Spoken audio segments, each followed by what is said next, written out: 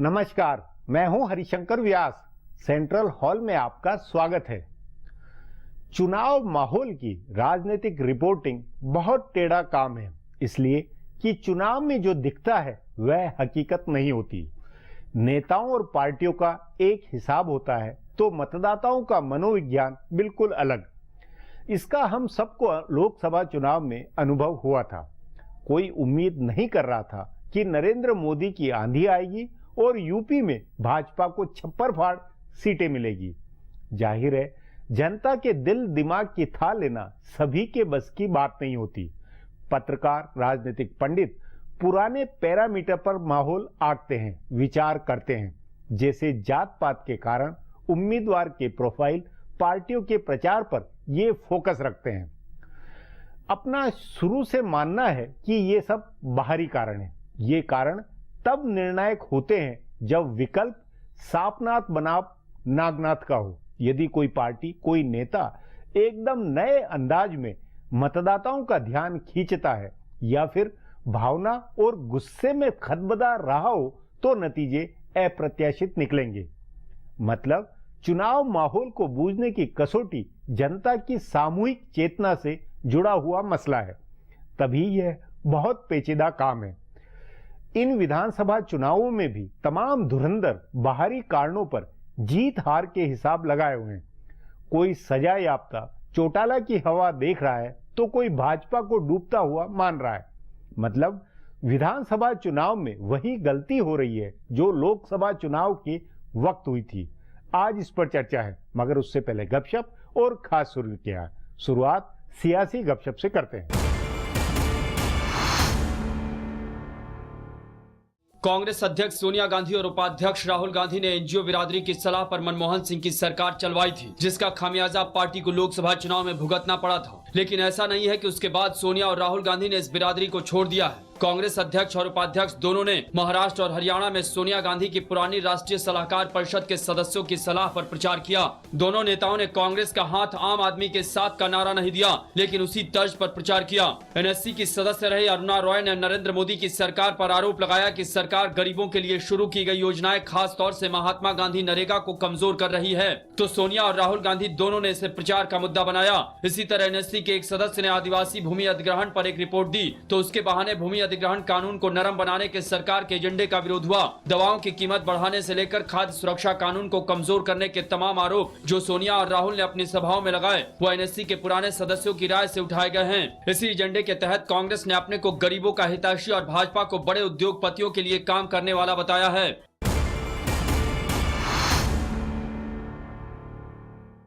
प्रधानमंत्री नरेंद्र मोदी लगातार वंशवाद पर हमला कर रहे हैं। उन्होंने महाराष्ट्र और हरियाणा दोनों जगह चुनाव प्रचार में वंशवाद को मुद्दा बनाया। तभी ये दावा किया जा रहा है कि भाजपा के किसी भी बड़े नेता के बेटे बेटी को नरेंद्र मोदी की सरकार में जगह नहीं मिलेगी। लेकिन कई बड़े नेताओं के बेटों की दावेदारी की चर्चा तेज हो गई है। जब से ये चर्चा हुई है कि संसद के शीतकालीन सत्र से पहले मोदी अपनी सरकार का विस्तार कर सकते हैं, तब से कम 3 बड़े नेताओं के बेटे के मंत्री बनने की चर्चा हो रही है। बताया जा रहा है कि पूर्व वित्त व विदेश मंत्री यशवंत सिन्हा के बेटे जयंत सिन्हा को मंत्री बनाया जा सकता है। झारखंड चुनाव की जरूरत को ध्यान में रखकर और साथ ही जयंत की आर्थिक व वित्तीय मामलों की विशेषज्ञता को देखते हुए उनके नाम की चर्चा है। यह भी कहा जा रहा है कि यशवंत सिन्हा चूंकि अब रिटायर होने की कगार पर हैं, इसलिए जयंत को जगह देने में मुश्किल नहीं है। इसी तरह हिमाचल प्रदेश के पूर्व मुख्यमंत्री प्रेम कुमार धूमल के बेटे अनुराग ठाकुर को भी मंत्री बनाने की चर्चा है। पार्टी के युवा चेहरे के तौर पर वो सबसे ज्यादा सक्रिय रहते हैं। राजस्थान की मुख्यमंत्री वसुंधरा राजे के बेटे दुष्यंत सिंह को भी मंत्री पद का दावेदार बताया जा रहा है। लेकिन पार्टी में कोई भी इस बारे में आश्वस्त नहीं है, क्योंकि फैसला नरेंद्र मोदी को करना है।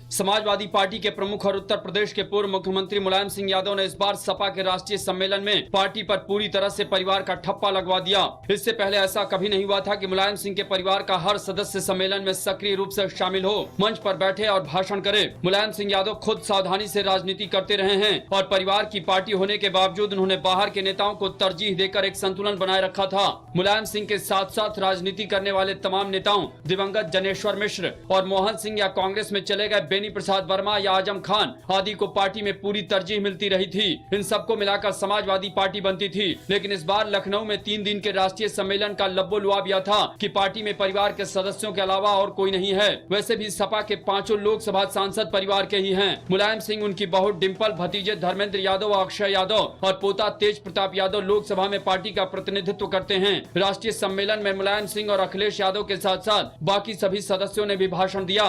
भाइयों राम गोपाल यादव और शिवपाल यादव के अलावा अखिलेश यादव की पत्नी डिंपल और प्रतीक यादव की पत्नी अपर्णा यादव भी सक्रिय रहीं। परिवार से बाहर के नेताओं में सिर्फ आजम खान को थोड़ी बहुत तरजीह मिली। अब आज की सुर्खियां हैं, ये लीक से कुछ हटकर है और इनसे देश की दशा दिशा को बूझ सकेंगे।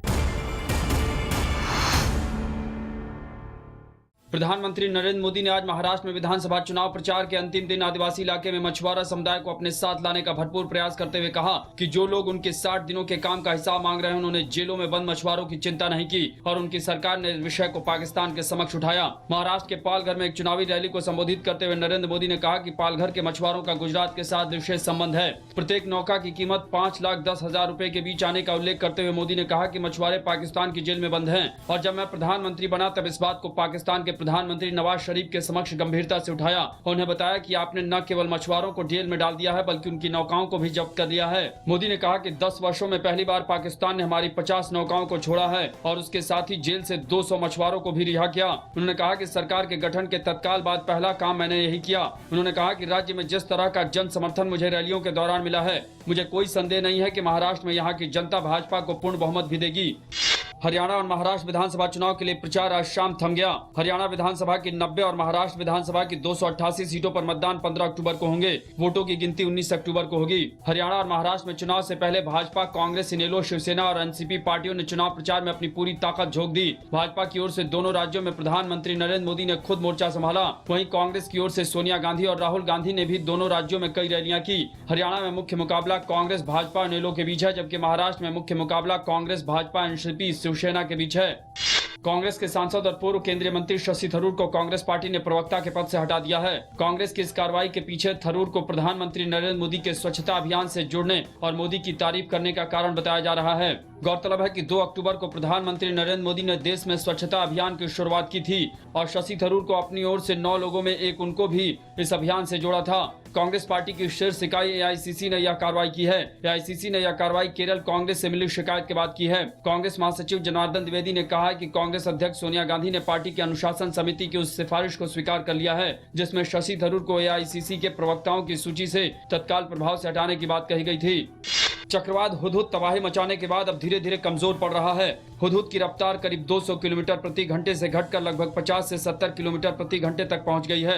लेकिन ओडिशा और आंध्र के तटीय इलाकों में हुदहुद ने जबरदस्त तबाही मचाई है। हुदहुद की वजह से अब तक ओडिशा में 3 और आंध्र प्रदेश में 5 लोगों की मौत हो गई है।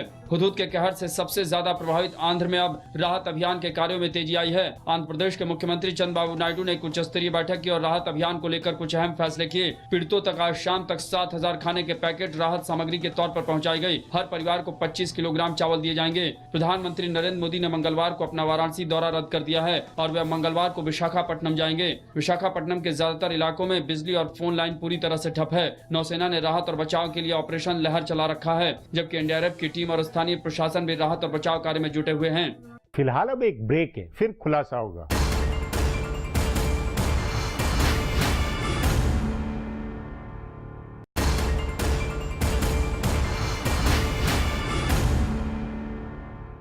हरियाणा और महाराष्ट्र के चुनावों को लेकर सट्टा बाजार में भी सस्पेंस गजब है।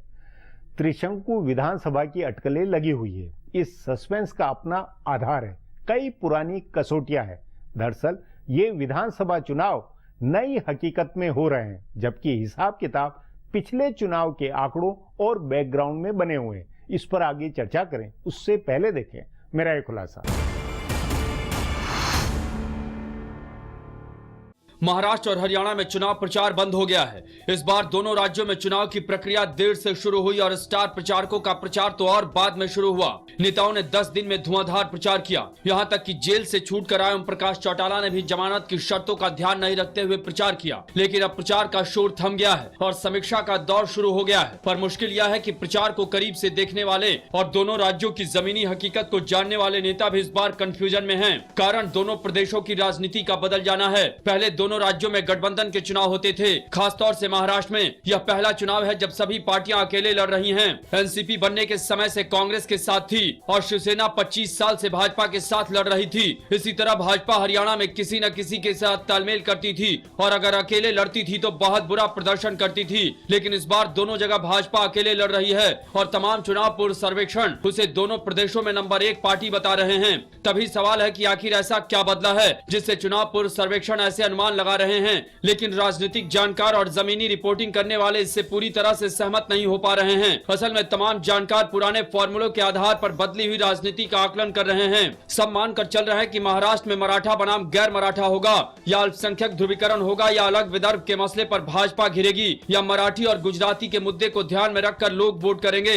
इसी तरह हरियाणा को देखने का फॉर्मूला यह है कि जाट बनाम गैर जाट का विभाजन है या ओम प्रकाश चौटाला के जेल में होने से सहानुभूति है या कुलदेव बिश्नोई एक फैक्टर हैं या कई पार्टियों के लड़ने से सत्तारूढ़ कांग्रेस का नुकसान कम हो रहा है। लेकिन ये सारे पुराने फॉर्मूले हैं जिनके आधार पर लोकसभा चुनाव का विश्लेषण हुआ था और सबके अनुमान पिटे थे। इसलिए इन दोनों राज्यों के चुनाव को बदली हुई परिस्थितियों में नए फॉर्मूले से देखना चाहिए। नया फॉर्मूला नरेंद्र मोदी और अमित शाह की राजनीति का है। दोनों इस विधानसभा चुनाव को लोकसभा चुनाव के एक्सटेंशन के तौर पर लड़ रहे हैं, इसलिए पुराने फॉर्मूलों को इसमें जगह नहीं मिल रही है। भाजपा ने असल में अपने को दोनों राज्यों में सत्तारूढ़ गठबंधन के विकल्प के तौर पर पेश किया है और स्थापित किया है। इसमें नरेंद्र मोदी के प्रति बने आम मतदाता का सद्भाव काफी कारगर हुआ है। पिछले 4 महीने में ऐसा कुछ नहीं हुआ है जिससे ये लगे कि केंद्र सरकार या मोदी के प्रति लोगों की राय बदली है।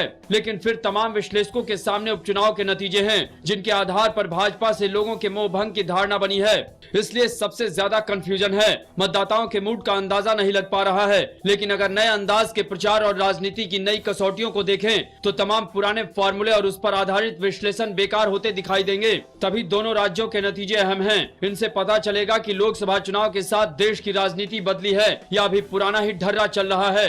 अब एक ब्रेक है, उसके बाद विधानसभा चुनाव के माहौल की था लेंगे।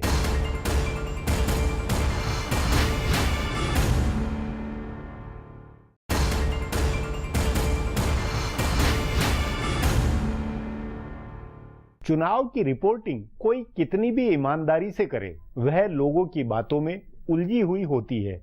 नेता, पत्रकार, मीडिया जो कहता है उसी अनुसार माहौल समझ में आता है।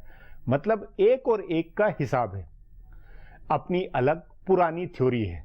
चुनाव के वक्त जनता का मनोविज्ञान एक और एक 11 बनाने वाला भी हो सकता है। इस पर चर्चा के लिए आज मेरे साथ वरिष्ठ पत्रकार नीरजा चौधरी है।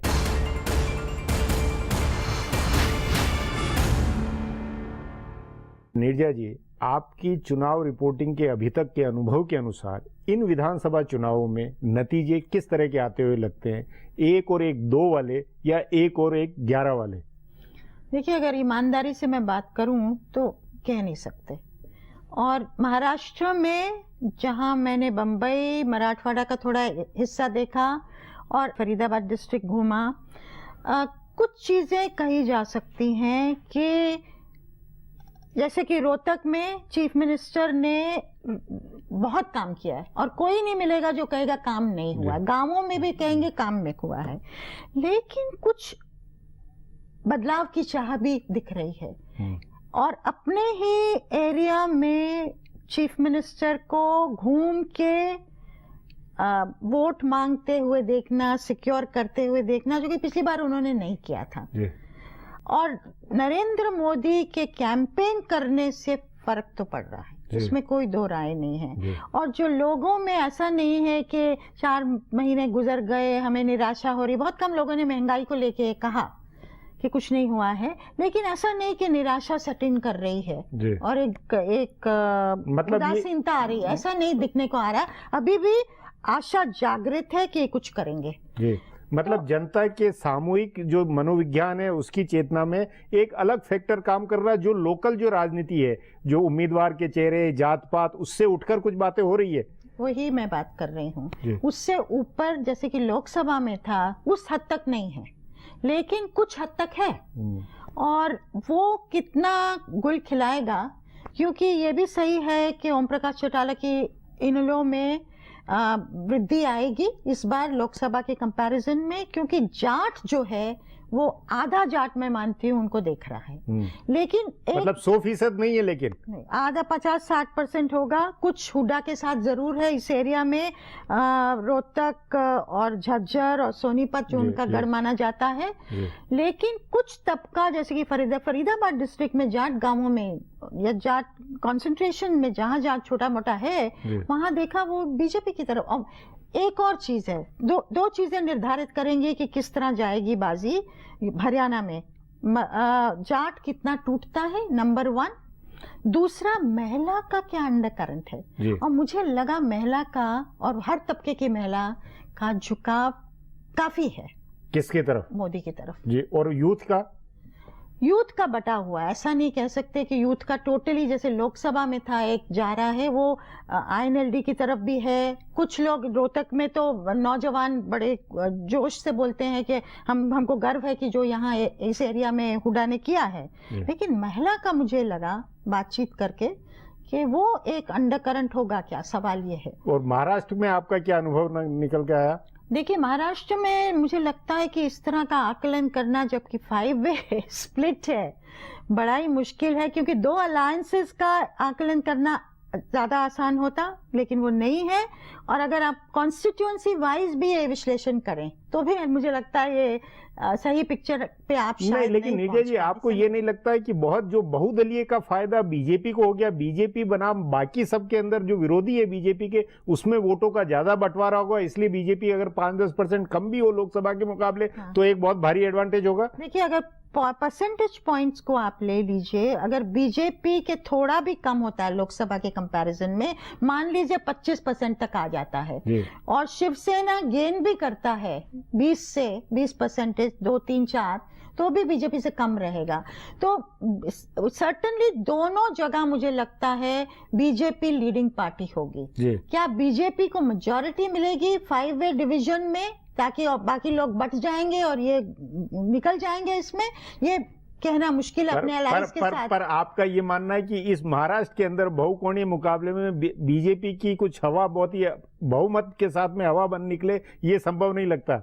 ये भी मैं नहीं कहना चाहूंगी कि क्योंकि एक तबका है जो कि देख रहा है बीजेपी एक नई ऊर्जा, एक नई लीडरशिप, उसको लोग पसंद नहीं। पर नीरजा जी, मेरा यही फिर सवाल, सीएम का चेहरा नहीं है, नहीं तो वो भी एक फैक्टर है। नहीं, आप सीएम नहीं होने वाले हैं, वो भी लोग जानते हैं।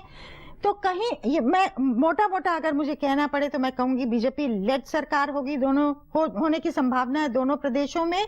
क्या अपने से होगी एक सिनेरियो है, या वहां शिवसेना के साथ होगी या एनसीपी के साथ होगी, यहाँ आईएनएलडी के साथ प्रकाश सिंह बादल की मीडिएशन से, वो अलग चीज है, कोलिशन में होगी। नहीं, लेकिन आपके अनुसार जो सचमुच में जो नजर आता है वो पुराने पैरामीटर चुनाव रिपोर्टिंग करते, ये बुनियादी अपना सवाल है कि जो हिसाब किताब का जो पहले का जो तरीका था कि भाई जात के हिसाब से उम्मीदवार के प्रोफाइल, मुख्यमंत्री उम्मीदवार, ये जो तमाम फैक्टर है, जो स्थानीय मुद्दे, लोकल मुद्दे, उसी में ये दोनों विधानसभा की चुनावी राजनीति प्रचार सिमटा हुआ, या राष्ट्रीय मुद्दा इन चुनावों में डिसाइडिंग फैक्टर? देखिए, मैं कहूंगी कि वो जात का फैक्टर है, सहानुभूति जाटों की, कुछ जाटों की है चौटाला के प्रति, लेकिन ये भी जो आप कह रहे हैं नया फैक्टर जो है, जो एक्स फैक्टर, वही एक्स फैक्टर, और जो पुराने जो पैरामीटर उससे अलग होके ये राजनीति होती हुई नजर नहीं आ रही है आपको? कुछ एक्स फैक्टर जरूर काम करेगा, जो कि पुराने फैक्टर्स और जात तक सीमित चीजें जो हैं उससे आगे जाता है। वो एक जरूर एक होगा डिसाइसिव चीज। उस अनुसार आपका अपना अनुभव कि लोकसभा 5 महीने पहले आप जो घूमते वक्त जो अनुभव हुआ, उस अनुभव के साथ में अभी के अनुभव में बड़ी मुख्य या पते की बात क्या निकल के आई? पते की बात है, उस समय वेव थी, अब देखना नहीं, उस समय वेव नजर आ रही थी उस तरह, उस अंदाज में नहीं, वेव नजर आ रही थी कि एक तरफा हो रहा है कि इस हद तक वो वेव चली जाएगी कि भाई 282 आपके हो जाएंगे, वो नहीं था। वो हाँ। पता नहीं, किसी को कोई कहने के लिए तैयार नहीं था कि इतनी बड़ी चीज है, होने वाली है।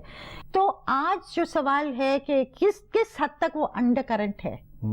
नहीं लेकिन उनकी सभाओं को लेकर जो रिएक्शन वहां जो लोगों में क्या था, वो सभाएं फ्लॉप थी, सभाएं ठीक थी, सभाएं किस तरह की थी, उससे क्या अंदाज लगता है? नहीं, सभाएं फ्लॉप नहीं थी, सभाओं में ऊर्जा थी, उत्साह था। तो वही मैं कह रही हूँ, मोदी के अंडर करंट है, इन चुनावों में अंडर करंट है। किस हद तक वो अंडर करंट है, क्योंकि और मुद्दे भी हैं, ये सिर्फ नहीं कि सिर्फ अंडर करंट ही है। तो मतलब ये कि 1 और 1 2 भी नहीं और 1 और 1 11 भी नहीं, बीच में कहीं आप अभी अटकी हुई है। आप हाँ कह दीजिए, ये 1 और 1 11 भी नहीं, 1 और 1 2 भी नहीं, कहीं बीच में। जी नीरजा जी, बातचीत को यहीं समाप्त करेंगे। प्रोग्राम में आने के लिए बहुत बहुत धन्यवाद। हमारा प्रोग्राम अब यहीं खत्म होता है, मुझे इजाजत दीजिए, कल फिर मिलेंगे इसी चैनल पर इसी समय।